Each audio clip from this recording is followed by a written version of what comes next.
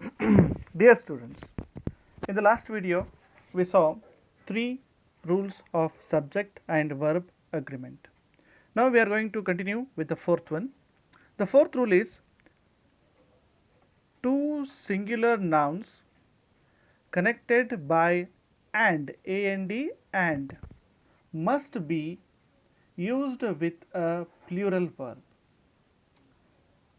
Two singular nouns connected by and must be used with a plural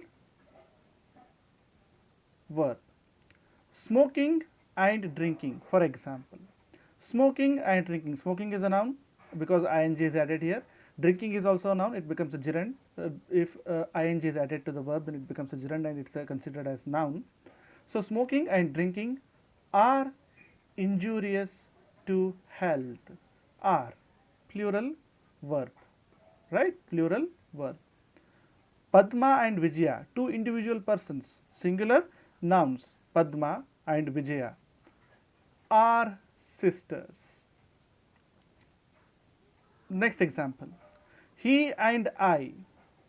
He is a singular subject, I is a singular subject, were in Delhi last year.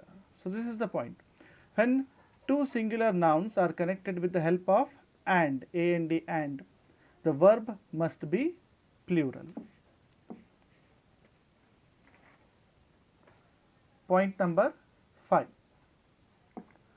Two or more singular nouns connected by and expressing, very important, expressing one idea must be followed by a singular verb. Example, knowledge and wisdom. Idea there, they are not concrete, right? Knowledge and wisdom. Makes, s or es is added, right? Makes a great man. This is how a singular verb is used with these two subjects there. Knowledge and wisdom combined together is a subject, and then we are using a singular verb. Why? Because they are referring to one idea. What is the idea? Great man is an idea. In the same way, in second example, slow and steady wins. Slow and steady wins the race. So, this is the point number 5. Let us move to next rule, rule number 6. Two nouns connected by and referring to the same person must be used with a singular verb. Two nouns connected by and, noun, name of a person, referring to same person. Example, my aunt and guardian, means my aunt who is my guardian also. My aunt and guardian wants, s is added. This is how we make a singular verb here. My aunt and guardian wants me to apply for civil services. Or one more example, the author and editor has invited me to dinner. Has is a singular verb again, because the author and editor refer to one person, the author who is also an editor, my aunt who is also a guardian. She wants me, he has invited me. Note, if the two nouns refer to two different persons, the verb must be plural. Now, how to differentiate between the reference there, like how to find out whether they are referring to the same person or whether they are referring to the different persons there. The trick is with these things, my, the, articles and pronouns there.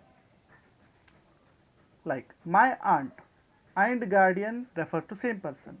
If I use my again here second time, my aunt and my guardian, then they are different. They refer to two different persons here, right? My aunt and my guardian want me. to apply for civil services. The same is the case here too. The author and editor is referring to one person. If I write the author and the editor, this the is making bifurcation of two persons here. It is dividing the subject here. The author is one, the editor is the another person, and two singular nouns connected by and here. It takes a plural verb if the is used. That is, the author and the editor have invited me to dinner. This is rule number 6.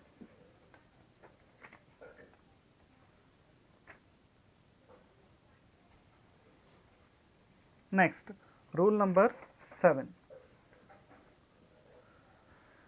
Two singular nouns connected by and which are preceded by each or every must be used with a singular verb. Example, each boy and girl has got admission to college. Every man and woman has to contribute to our society and country. Has. If the words like each or every is used, then the verb must be singular. Though two singular nouns are joined together with the help of and, still the subject is considered as singular and the verb must be singular. That is point number 7. Point number 8. Two singular subjects connected by or, either or, neither nor must be used with a singular verb. Example, neither Padma nor Madhavi has agreed to accept the post. Neither nor, neither she nor the other one, right? Neither Padma nor Madhavi has. In the same way, no salary or bonus. Again, it is either or case, either salary or bonus. No salary or bonus. Was, verb is singular. Has, verb is singular. No salary or bonus was given to the workers in the factory. Now, there is a note for point number 8. What is the note? When one of the subjects is plural, it must be placed last and plural verb must be used. If these two subjects, among these two subjects, if one is plural, what to do then? You are supposed to place that plural subject near the verb, like neither CM nor his colleagues, right? CM is singular, colleagues is plural. Neither CM nor his singular have understood the seriousness of the problem. Got it? So, neither CM is singular, colleagues is plural. What we are doing here? We are placing the plural subject near the verb and we are using the plural verb. Point number 8. Now, let us move to next point, that is point number 9.